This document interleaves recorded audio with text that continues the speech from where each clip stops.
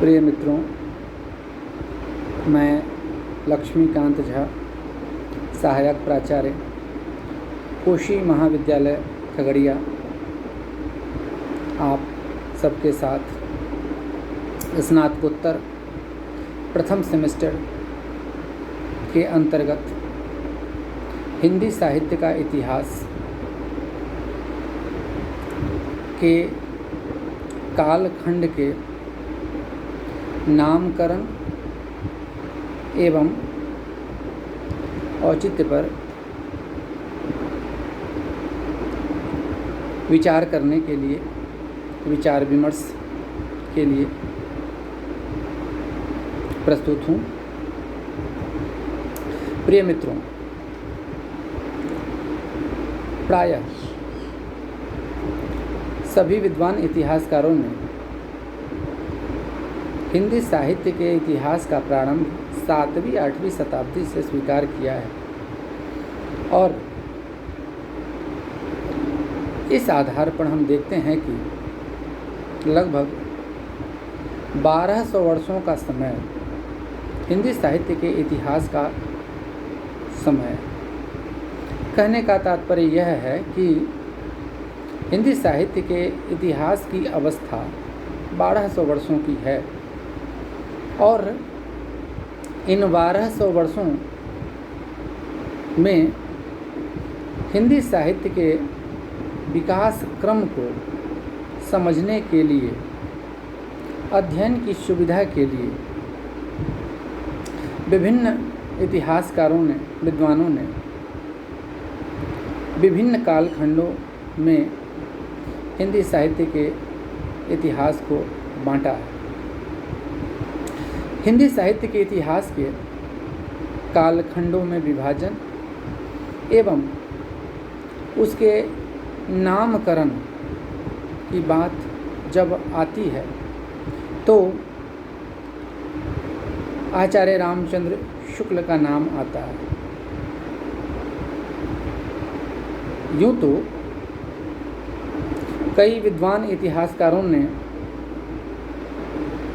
हिंदी साहित्य के इतिहास, उसके कालखंडों का विभाजन एवं उसके नामकरण का प्रयास किया, किंतु सबसे वैज्ञानिक विभाजन एवं नामकरण करने का श्रेय आचार्य रामचंद्र शुक्ल को जाता है। अपने एक अति महत्वपूर्ण ग्रंथ हिंदी साहित्य का इतिहास, जो सर्वप्रथम हिंदी शब्द सागर की भूमिका के रूप में नागरी प्रचारणी सभा काशी के द्वारा सन 1929 ईस्वी में प्रकाशित हुआ था, कालांतर में आगे चलकर यह ग्रंथ अपने मूल रूप में संशोधित, परिवर्तित एवं परिवर्धित रूप में सन 39 ईस्वी में प्रकाशित हुआ। अपने ग्रंथ हिंदी साहित्य के इतिहास में आचार्य रामचंद्र शुक्ल ने विक्रम संवत 1050 से हिंदी साहित्य का प्रारंभ माना और उन्होंने हिंदी साहित्य के इतिहास को 4 कालखंडों में बांटा। इस काल विभाजन में जो प्रथम कालखंड है उसका नामकरण आचार्य रामचंद्र शुक्ल ने वीरगाथा काल किया तथा इसका समय उन्होंने विक्रम संवत 1050 से विक्रम संवत 1375 तक निर्धारित किया।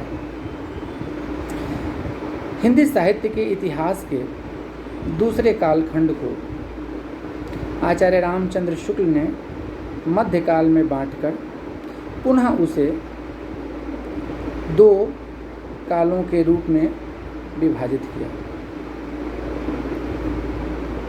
मध्यकाल का पहला भाग उन्होंने पूर्व मध्यकाल किया एवं दूसरा भाग उन्होंने उत्तर मध्यकाल किया।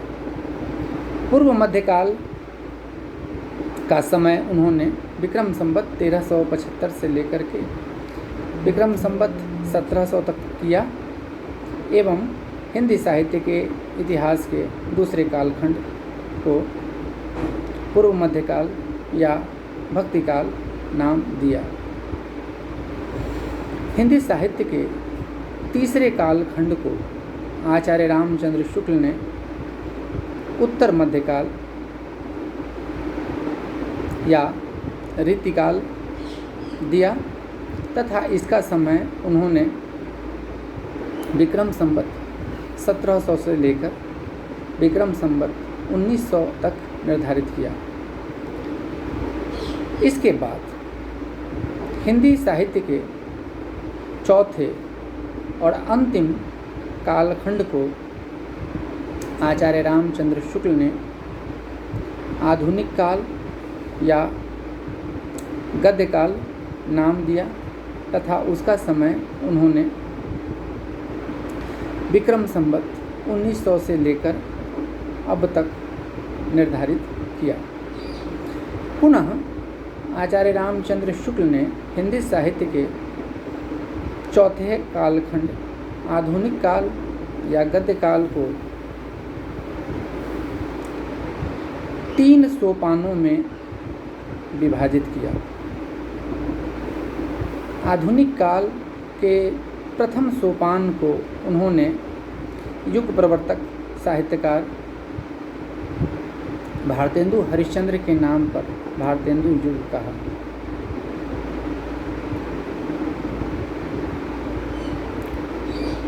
आधुनिक काल या गद्य काल के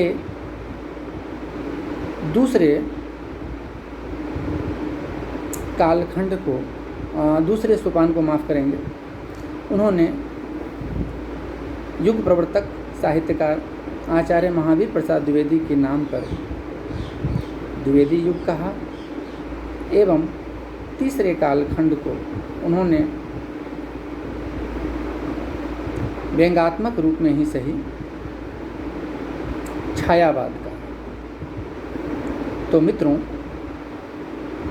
इस प्रकार हम देखते हैं कि आचार्य रामचंद्र शुक्ल ने हिंदी साहित्य के इतिहास को 4 कालखंडों में बांटा एवं उसका नामकरण तत्कालीन युगीन प्रमुख साहित्यिक प्रवृत्ति के आधार पर किया। हिंदी साहित्य के प्रथम कालखंड को उन्होंने वीर गाथा काल कहा। तत्कालीन जो साहित्यिक सामग्री प्राप्त थी उसके आधार पर उस युग का नाम तत्कालीन परिस्थितियों के अनुसार वीर गाथा काल हो सकता था। हिंदी साहित्य के दूसरे कालखंड को उन्होंने पूर्व मध्यकाल या भक्तिकाल कहा। तीसरे कालखंड को आचार्य रामचंद्र शुक्ल ने उत्तर मध्यकाल या रीतिकाल कहा एवं चौथे कालखंड को उन्होंने आधुनिक काल या गद्य काल कहा। तो मित्रों, आचार्य रामचंद्र शुक्ल के द्वारा हिंदी साहित्य को 4 कालखंडों में बांटा जाना प्रवृत्ति सभी विद्वान इतिहासकारों ने प्रायः एक मत से स्वीकार कर लिया, किंतु इन 4 कालखंडों के नामकरण को लेकर, उनके औचित्य को लेकर विभिन्न विद्वानों में मतभेद उभरकर सामने आया। हिंदी साहित्य के प्रथम कालखंड को, जिसे आचार्य रामचंद्र शुक्ल ने अपने हिंदी साहित्य के इतिहास में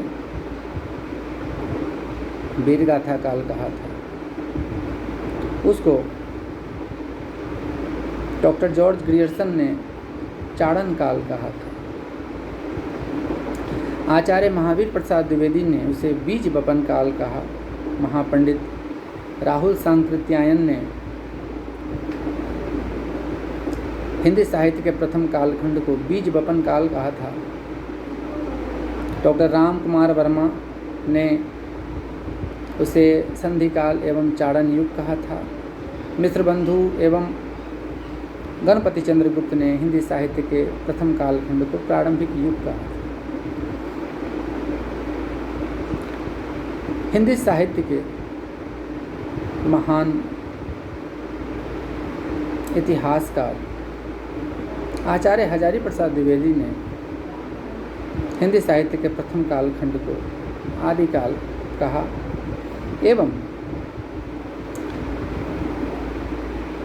डॉक्टर बच्चन सिंह ने अपने ग्रंथ हिंदी साहित्य का दूसरा इतिहास में हिंदी साहित्य के प्रथम कालखंड को अपभ्रंश काल कहा।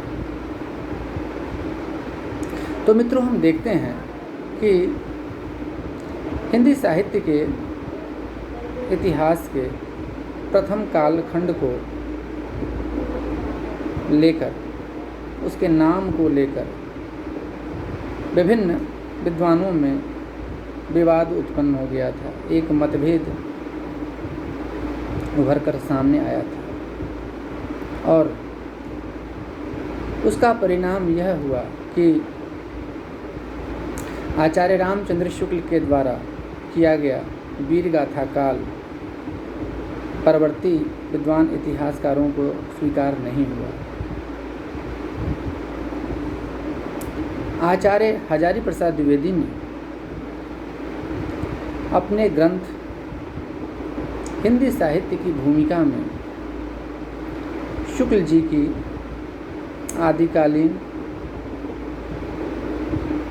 साहित्य संबंधी मान्यताओं का न केवल खंडन किया, बल्कि उन्होंने वीरगाथा काल नामकरण के औचित्य पर भी प्रश्न किया। तो मित्रों, हम लोगों ने पहले भी चर्चा की थी, जिन 12 ग्रंथों के आधार पर आचार्य रामचंद्र शुक्ल ने हिंदी साहित्य के प्रथम कालखंड का नाम वीरगाथा काल किया था, उनमें से हुमान रासो, हमीर रासो, परमाल रासो, बिसलदेव रासो एवं पृथ्वीराज रासो, ये रासो ग्रंथ, ये रासो साहित्य वीर काव्य कहे जाते हैं और इनकी जो विषय वस्तु है वह वीरता एवं श्रृंगार है।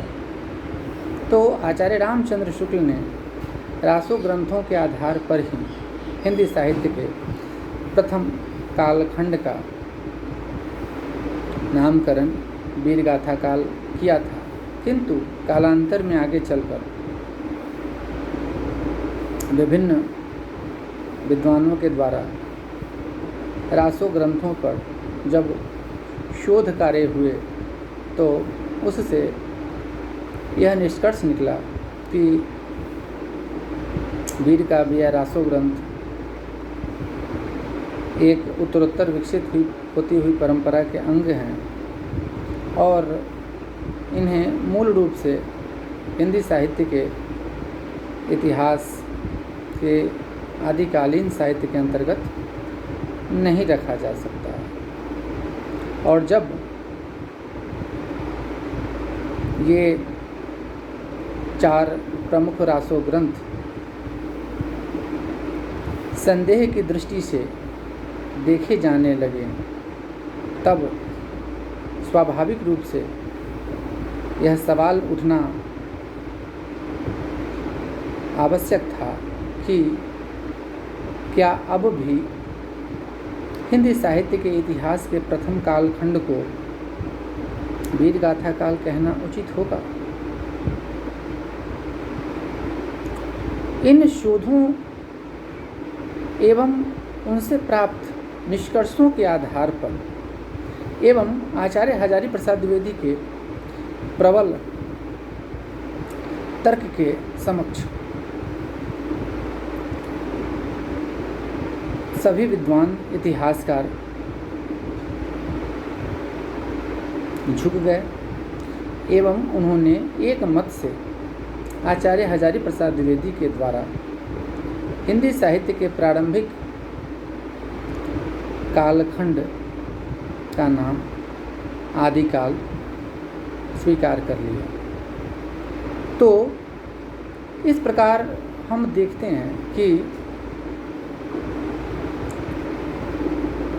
हिंदी साहित्य का आदिकाल नामकरण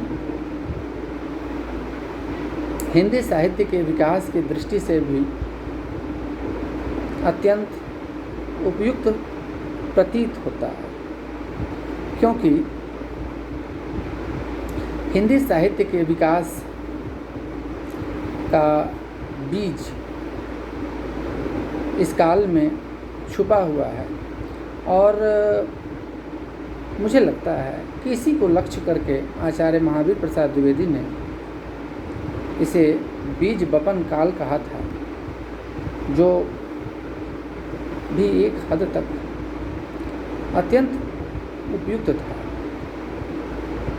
तो मित्रों, इस आधार पर एक बार पुनः हम हिंदी साहित्य के इतिहास के कालखंड पर एक नज़र देख लें, एक दृष्टि पुनः डाल लें। तो हिंदी साहित्य के इतिहास का जो प्रथम कालखंड है उसे हम आदिकाल या वीर गाथा काल कह सकते हैं। हिंदी साहित्य का द्वितीय कालखंड पूर्व मध्यकाल या भक्ति काल के रूप में सबको स्वीकार है। हिंदी साहित्य के इतिहास का तृतीय कालखंड उत्तर मध्य युग या रीतिकाल के नामकरण को लेकर भी विद्वानों में कुछ मतभेद उभर कर सामने आए। हिंदी साहित्य के तीसरे कालखंड उत्तर मध्यकाल या रीतिकाल को आचार्य विश्वनाथ प्रसाद मिश्र ने श्रृंगार काल कहा। कुछ विद्वानों ने उसे अलंकरण काल कहा, कुछ विद्वानों ने उसे कला काल कहा। किंतु हम लोगों ने पिछले अध्यायों में इस विषय पर बात की थी कि अपने हिंदी साहित्य के इतिहास में उत्तर मध्य युग या रीतिकाल के नामकरण के संबंध में आचार्य रामचंद्र शुक्ल स्वयं लिखते हैं कि रीतिकाल में श्रृंगार एक मुख्य प्रवृत्ति है और अगर कोई रीतिकाल को श्रृंगार काल कहना चाहे तो वह कह सकता है। इस रूप में अगर विचार किया जाए तो रीतिकाल काव्य कला की दृष्टि से निश्चित रूप से कलाकाल सिद्ध होता है। अलंकार संबंधी लक्षण काव्य की बहुलता है, इसलिए कुछ विद्वानों ने उसे अलंकरण काल भी कहा है। किंतु रीति या विकास की विशेष परिपाटी परंपरा के अंतर्गत रीतिकाल नाम आगे चलकर प्रायः सभी विद्वान इतिहासकारों के द्वारा यहाँ तक कि आचार्य हजारी प्रसाद द्विवेदी के द्वारा भी स्वीकार कर लिया गया। मित्रों, हिंदी साहित्य के इतिहास का जो चौथा कालखंड है, जिसे हम आधुनिक काल या गद्य काल कहते हैं, वह अत्यंत महत्वपूर्ण काल है। हिंदी साहित्य के विकास की दृष्टि से अत्यंत महत्वपूर्ण काल है। आप देखिए कि आचार्य रामचंद्र शुक्ल ने आधुनिक काल का नामकरण गद्य काल के रूप में किया है, और इसका कारण यह है कि हिंदी गद्य का वास्तविक जन्म विभिन्न विधाओं का ही केवल नहीं होता है आधुनिक काल में, बल्कि उसका उत्तरोत्तर विकास भी होता है।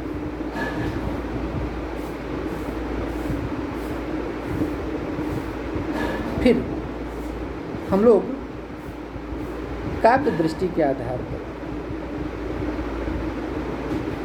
हिंदी साहित्य के आधुनिक काल के अंतर्गत जो आचार्य रामचंद्र शुक्ल ने प्रथम सोपान को भारतेंदु युग कहा था, द्वितीय सोपान को द्विवेदी युग एवं तृतीय सोपान को छायावादी युग कहा था।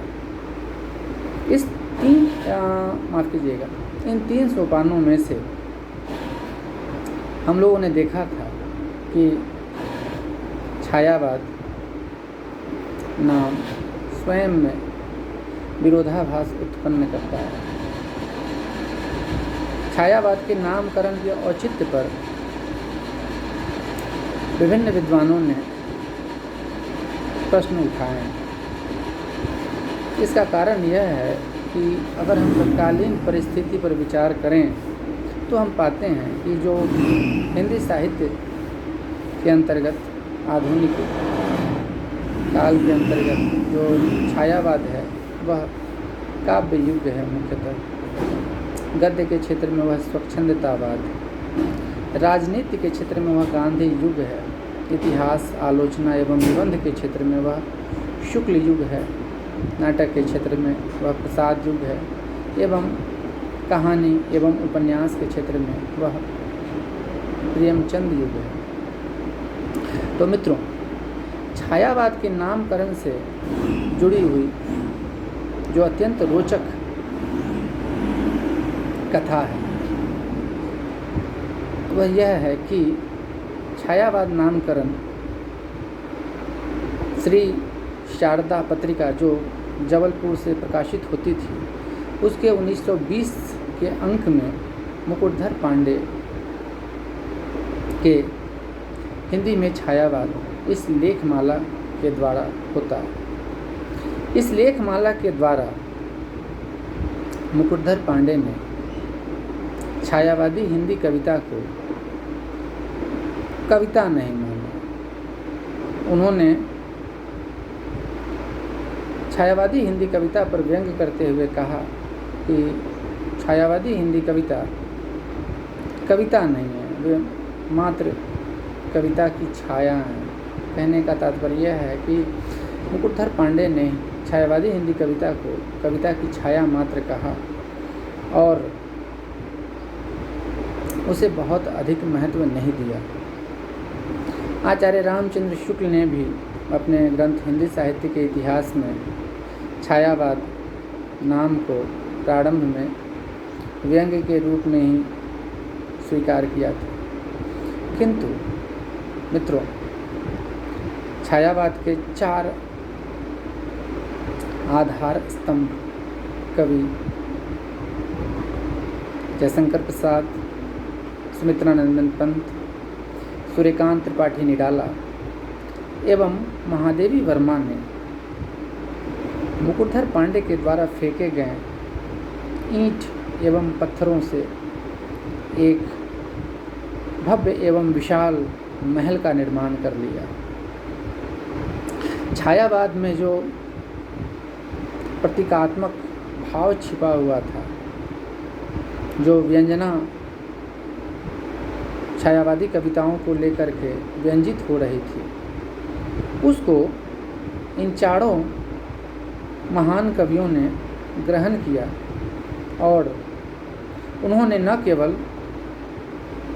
मुकुटधर पांडे के द्वारा दिए गए नामकरण छायावाद को सहर्ष स्वीकार किया, बल्कि अपने लेखों के माध्यम से जयशंकर प्रसाद ने, महादेवी वर्मा ने, सूर्यकांत त्रिपाठी निराला ने और यहाँ तक कि सुमित्रा नंदन पंत ने भी छायावाद नामकरण के औचित्य को एकदम सत्य, सार्थक, सफल सिद्ध कर दिया।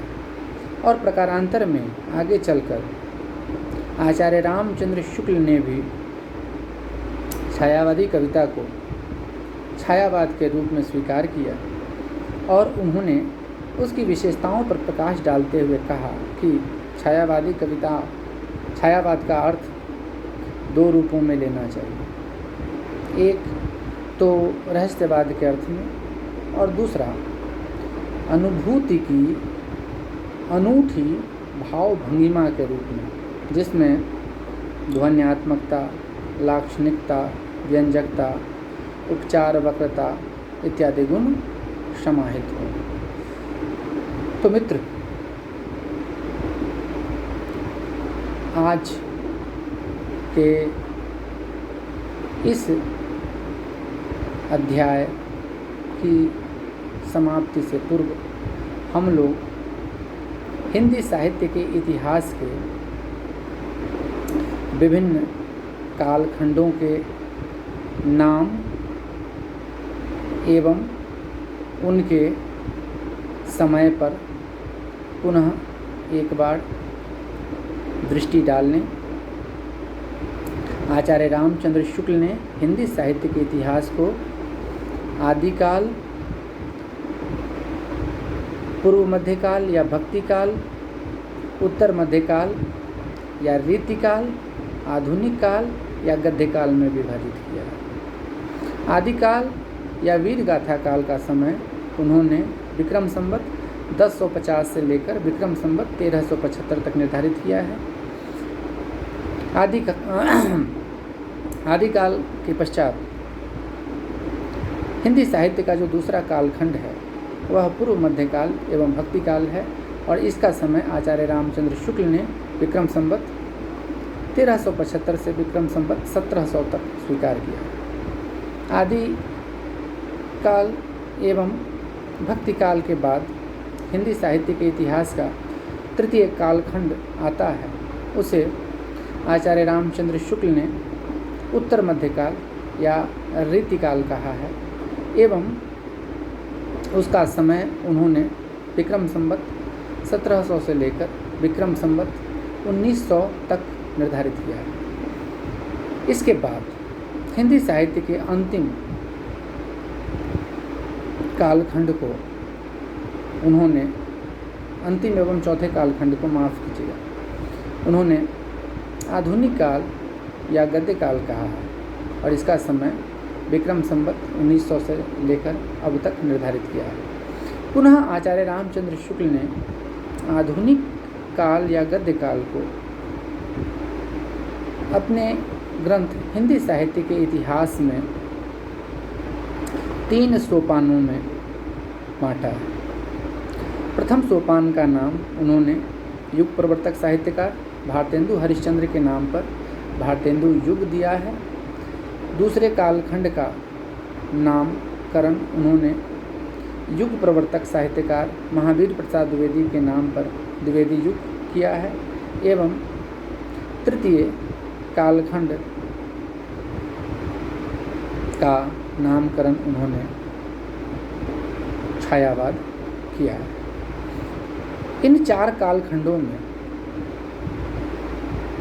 भक्ति काल को हिंदी साहित्य का स्वर्ण युग माना जाता है एवं आधुनिक काल के अंतर्गत छायावाद युग को स्वर्ण युग माना जाता है। बहुत बहुत धन्यवाद आप सबको।